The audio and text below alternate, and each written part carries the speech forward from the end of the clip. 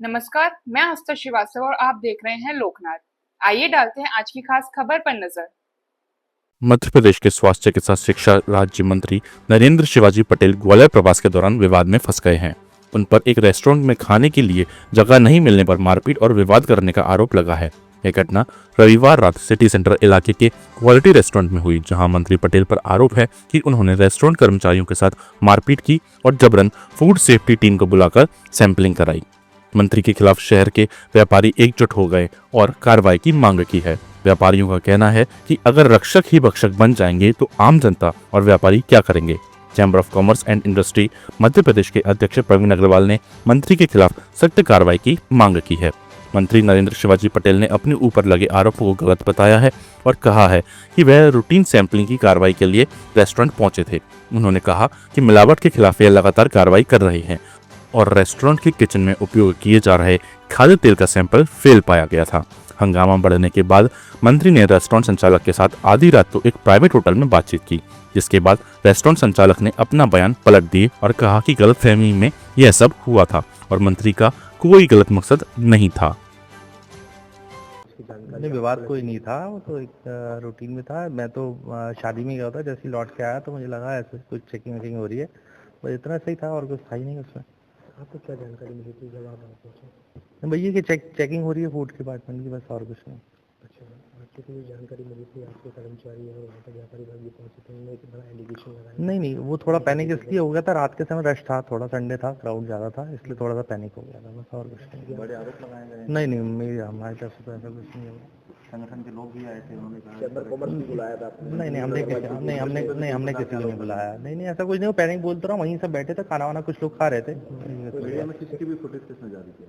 मुझे आइडिया नहीं। कोई शिकायत भी दर्ज कराई आपने? नहीं, कोई शिकायत नहीं, शिकायत की शिकायत को दर्ज नहीं कराई। क्योंकि आप यहाँ पर आए हैं, माननीय मंत्री से आपकी चर्चा हुई, क्या कुछ बात? नहीं, रूटीन था, उन्होंने बोला क्या हुआ, मैंने ऐसा कुछ भी नहीं है, मतलब मैं तो खुद ही बता रहा हूँ, मैं शादी में था, मुझे आइडिया नहीं था। मैं तो जब पहुंचा तो वहाँ काफी पैनिक सा हो रहा था, क्योंकि रश बहुत था ना, क्राउडेड था इसलिए। पुलिस की गाड़ी में भी आपको बिठा लिया गया था, उसके शॉट भी आए? नहीं, ऐसा कुछ भी नहीं था, वो मुझे आइडिया नहीं, वो तो चेक हो गया, वो तो फूड सैंपलिंग थी शायद। फूड सैंपलिंग चेकिंग के दौरान पुलिस की कार्रवाई में आप जीप में बैठे हुए थे? पुलिस की गाड़ी में मैं कहाँ बैठा रहा, मैं नहीं बैठा सर। करते हैं आप यहाँ पे मैनेजमेंट और प्लस रिसेप्शन पे मैं यहाँ पर बैठा हूँ, क्वालिटी रेस्टोरेंट। क्या हुआ था? हुआ कुछ नहीं था, दो प्रोटोकॉल्स थी, दोनों मंत्री जी की थी, दो जो भी रेफरेंस आए थे, दो लोगों के रेफरेंस के थ्रू थी। सिर्फ इतना कंफ्यूजन था, जब वो आए तो मैंने उनसे सिर्फ ये पूछा कि आप कौन सा रेफरेंस, क्योंकि दोनों लोगों का अलग अलग था, ठीक है, दो मंत्री जी का था, और जो आए थे उन्हीं के लिए टेबल रोक रखी थी, उनकी टेबल रेडी थी, सब कुछ थी। मैंने जस्ट उनसे बस कंफर्म करा कि आप पर्टिकुलर किस रेफरेंस से आए हैं। नाम था उनका, जो लोकेन जी ने कराया था, एक कोई और थे, मैं बता दूंगा आपको, नाम मुझे अनफॉर्चुनेटली याद नहीं आ रहा।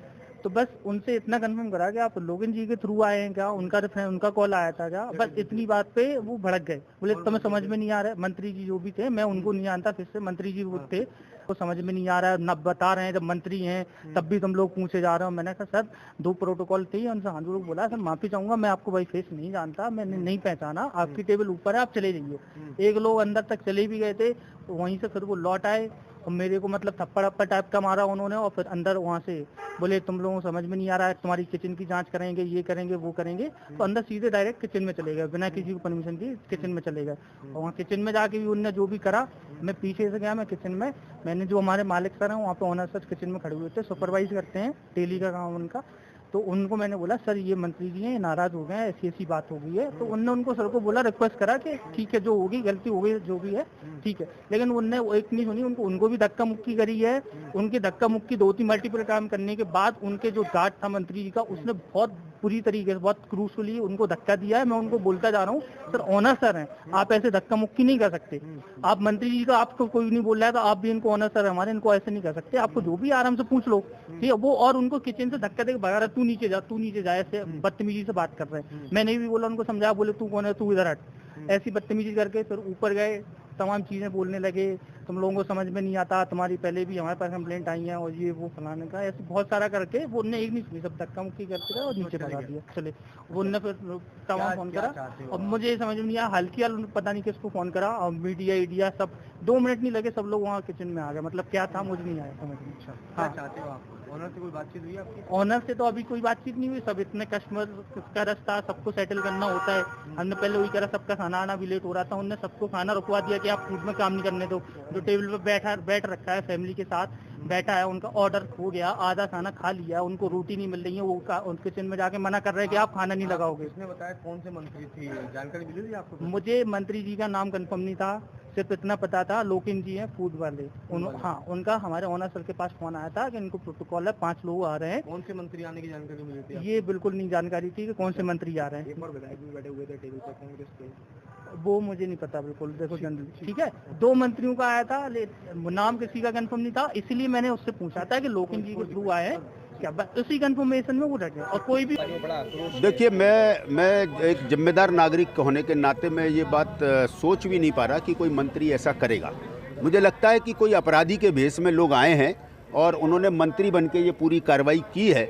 चूँकि घटना सीसीटीवी में कैद हुई है तो पुलिस उनकी पहचान आसानी से कर सकती है, क्योंकि एक मंत्री ऐसा नहीं कर सकता। और एक अपराधी अगर मंत्री बन के आया है और उसने ये कार्रवाई की है तो इसकी जांच होना चाहिए। और अगर एक मंत्री ने ऐसा कदम उठाया है तो पूरी सरकार के लिए ये सवालिया निशान है, और न केवल मोहन यादव सरकार के लिए बल्कि देश के प्रधानमंत्री नरेंद्र मोदी जी के लिए भी एक ये चुनौतीपूर्ण कार्य है कि एक मंत्री अगर ऐसी गुंडागर्दी कर रहा है तो उस पर कड़ी कार्रवाई होनी चाहिए। और उस घटनाक्रम को लेकर आपका सबसे पहले क्या वक्तव्य है? ना देखिए, जो एलिगेशंस लगा रहे हैं उनका जो पहला एलिगेशंस है तो मैं आपके सामने हूँ और आप मेरे को देख रहे हैं। आप में से यदि किसी को ऐसा लगता है कि मैं इससे कि यदि मैं उनको जो आरोप लगाया उनमें कहीं सत्यता दिख रही हो तो आप लोग बताओ, पहले आप लोग बताओ ऐसा कुछ दिख रहा है कि आपको? हाँ या ना में बोलो, फिर मैं आगे बोलूँ। हाँ, नहीं दिख रहा है ना आपको तो मैं बोलूँ, दिख रहा कोई आप पे वो नहीं कह रहा मैं। तो मेरा कहना है ऐसे झूठे एलिगेशंस लगाना उचित नहीं है। शासन अपना काम कर रहा है। मैं जब से ग्वालियर आया हूँ, मैंने ग्वालियर आते से ही सबसे पहला काम किया था कि हमारी यहाँ पर जो खाद्य और औषधि विभाग की जांच प्रयोगशाला बन रही है उसका निरीक्षण करने का काम मैंने किया था। उसमें जो व्यवधान आ रहा है उनको कैसे हम समाधान कर सकते हैं उसका काम किया था। उसके बाद में हमने अपने सब हेल्थ सेंटर भी देखे थे, दूसरे और सेंटर्स भी चल रहे हैं उनको देखा था, उनकी व्यवस्थाओं को देखा।